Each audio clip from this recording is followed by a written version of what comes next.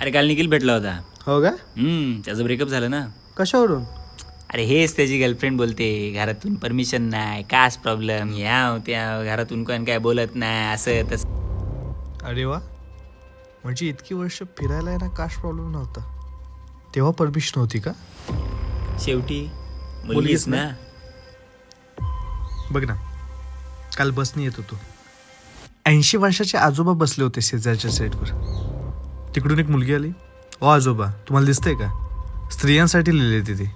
नीट सांगू शकले असते ते, पण तिने सगळ्यांसमोर त्यांचा अपमान केला. शेवटी मुलगीच ना. आणि वरून हाफ तिकीटची सवलत यानाच. सकाळी उठायचं आपण, धावत धावत जाऊन बस पकडायची आपण, कामावर जा, बॉसच्या शिव्या खा, दर महिन्याला पैसा कमवा, आणि हाफ तिकीटचे हकदार कोण? शेवटी मुलगीच ना.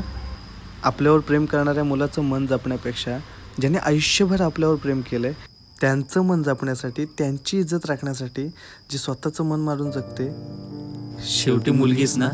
बसमधून व्यवस्थित प्रवास करता यावा, शाळेतल्या मुलींना, प्रेग्नेंट महिलांना, वयस्कर महिलांना, म्हणून त्यांच्यासाठी राखीव जागा. काही लोकांच्या घाणेरड्या नजरा वाचून जी बसने प्रवास करते. शेवटी मुलगीच ना.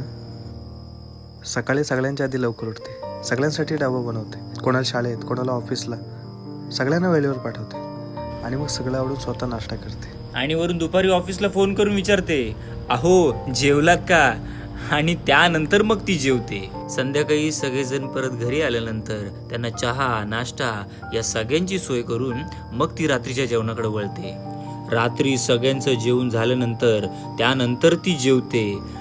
आणि सगळे झोपल्यानंतर सगळी कामं आवरून जी सगळ्यात शेवटी झोपते ती शेवटी मुलगीच ना.